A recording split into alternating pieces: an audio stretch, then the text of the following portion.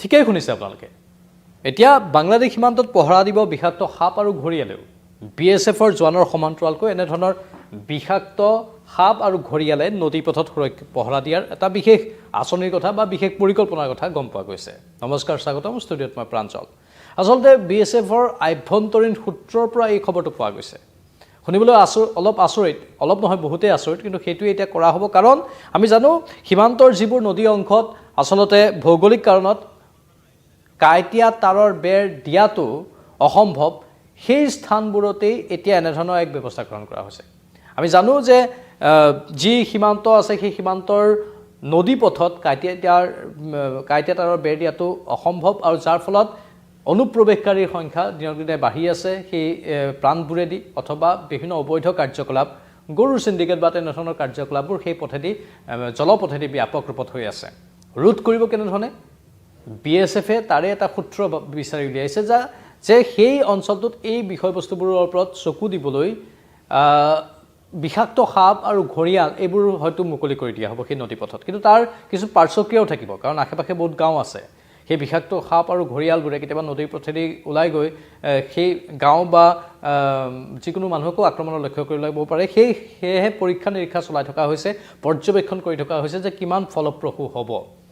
ফলপ্ৰসূ কিমান হ'ব এই বিষয়টো তাৰে ওপৰত আমাৰ হাতত যিটো ৰিপৰ্ট আহিছে বিএছএফৰ ভিতৰুৱা সূত্ৰই এই ৰিপৰ্টটো সদৰি কৰিছে আৰু তাতেই কোৱা হৈছে যে ভৌগোলিক কাৰণত কাইটিয়া তাৰৰ বেৰ দিয়াটো যি প্ৰান্তত অসম্ভৱ সীমান্তৰ সেইবোৰ অঞ্চলত এতিয়া এনে সৰীসৃপ ব্যৱহাৰৰ পৰিকল্পনা কৰা হৈছে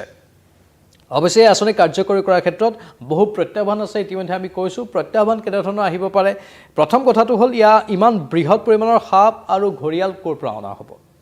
যিহেতু নদীপথৰ আমি গোটেই আপোনালোকক ভৌগোলিক গোটেই অৱস্থানটো বুজাই দিম যে কিমান কিলোমিটাৰ আছে কিমান কিলোমিটাৰ এতিয়াও মুক্ত হৈ আছে আৰু এই ইমান কিলোমিটাৰ নদীপথত বা নদীৰ মাজত সাপ বা এই বিষাক্ত সৰীসৃপ অথবা ঘৰিয়াল এইবোৰ মুকলি কৰি দিবলৈ ক'ৰ পৰা অনা হ'ব ইমান বৃহৎ পৰিমাণৰ দ্বিতীয়তে বানপানীৰ সময়ত সেই অঞ্চলবোৰ যিহেতু বানপানী প্ৰৱণ অঞ্চল হয় আৰু সেই বানপানীৰ সময়ত এই জীৱ-জন্তুবোৰে সীমান্তৰ কাষৰ গাঁওবোৰৰ সাধাৰণ জনতাৰ বাবে কেনেধৰণৰ বিপদ মাতি আনিব পাৰে তাৰ ওপৰতো এতিয়া পৰীক্ষা নিৰীক্ষা চলি আছে বিএছএফে এটা আঁচনি লৈছে কাৰণ বিএছএফে পহৰাৰে বা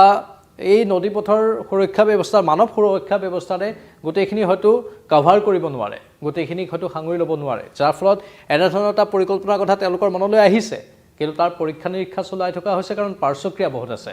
বানপানী তাত হয় বানপানীৰ সময়ত সেই সৰীসৃপবোৰ কাষৰীয়া যিবোৰ অঞ্চল আছে তালৈ যোৱাৰ আশংকা আছে বা ইমান পৰিমাণৰ সৰীসৃপ বা ইমান পৰিমাণৰ ঘৰিয়াল বা বিষাক্ত সাপ ক'ৰ পৰা অনা হ'ব তাক লৈ প্ৰশ্ন আছে সেই প্ৰতিবন্ধকতাবোৰ স্বাভাৱিকতে আছে কিন্তু তাৰ ওপৰত কিন্তু চিন্তা চৰ্চা নকৰা নহয় আৰু সেই ৰিপৰ্টটো আমি পোৱাৰ লগে লগে আপোনালোকৰ সন্মুখত সদৰি কৰিছোঁ এতিয়া সীমান্তৰ মুঠ দৈৰ্ঘ্যৰ কথা যদি আমি ক'বলৈ যাওঁ আমাৰ হাতত যিটো ৰিপৰ্ট আছে সেই অনুসৰি 4096.7 কিলোমিটাৰ এই অঞ্চলটোৰ বেৰ দিয়াৰ অনুমোদন য'ত পোৱা হৈছিল সেই কিলোমিটাৰৰ সংখ্যাটো হৈছে 3326.14 কিলোমিটাৰ আৰু বৰ্তমানলৈকে বেৰ সম্পূৰ্ণ য'ত হৈছে সেই বেৰ সম্পূৰ্ণ হোৱা অংশটো হৈছে 2954.56 কিলোমিটাৰ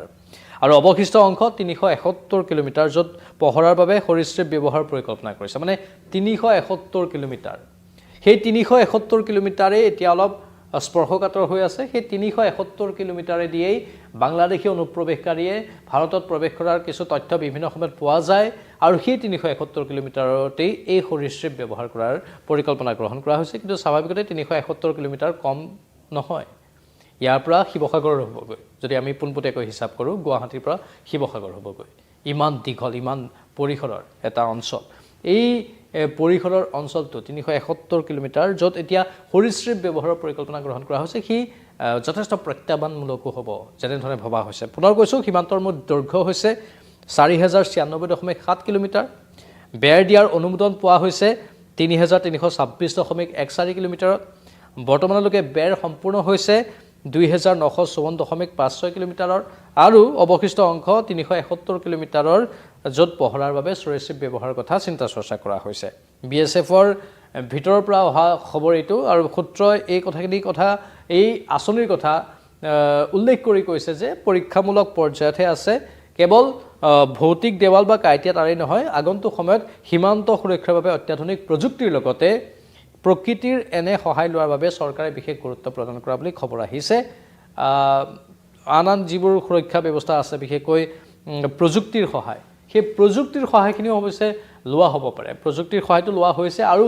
হয়তো অধিক লোৱা হ'ব পাৰে কিন্তু কেৱল প্ৰযুক্তিতেই সীমাবদ্ধ ৰাখিব বিচৰা নাই বা মানৱ পহৰাতেই সীমাবদ্ধ ৰাখিব বিচৰা নাই লগতে এনেধৰণৰ প্ৰাকৃতিক উপায়বোৰো অৱলম্বন কৰাৰ কথা চিন্তা কৰা হৈছে কিন্তু বহুতখিনি বাধা বিঘিনি আছে ইতিমধ্যে কৈছোঁ যদি বানপানী হয় সেইবোৰ অঞ্চলত ইমান বৃহৎ পৰিমাণৰ ঘৰিয়াল বা সৰীসৃপ বিষাক্ত সাপ বানপানীৰ বাবে সীমান্তৰ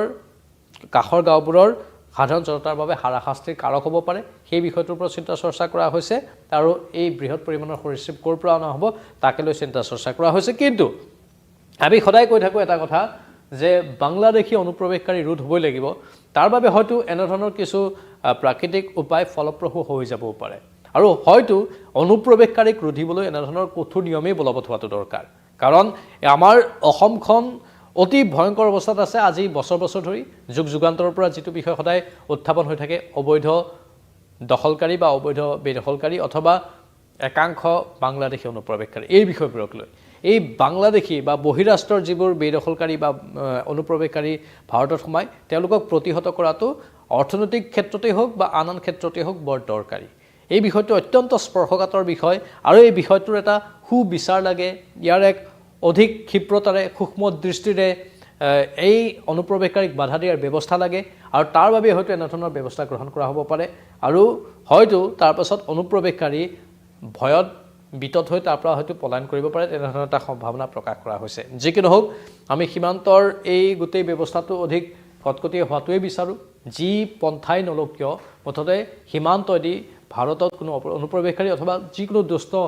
ব্যৱসায়ী বা ক'লা বেপাৰীৰ সাম্ৰাজ্য তাত গঢ় লৈ উঠিব নালাগে যিবোৰ দুষ্কাৰ্য চলি আছে সীমান্তদি অবৈধ কাৰ্যকলাপ চলি আছে সেইবোৰো ৰোধ হ'ব লাগে মুঠতে চাৰিওফালৰ পৰা শান্তি বিৰাজ কৰিব লাগে সেইটোৱেই কামনা সেইটোৱেই প্ৰাৰ্থনা আৰু বৰ্ডাৰ সিকিউৰিটি ফ'ৰ্চে যদি এনেধৰণৰ কিবা আঁচনি গ্ৰহণ কৰে যিটোৱে আমাৰ কল্যাণ সাধন কৰে অসমবাসীৰ ভাৰতবাসীৰ তেনেহ'লে সেয়া সঁচাকৈ আদৰণীয় মুঠতে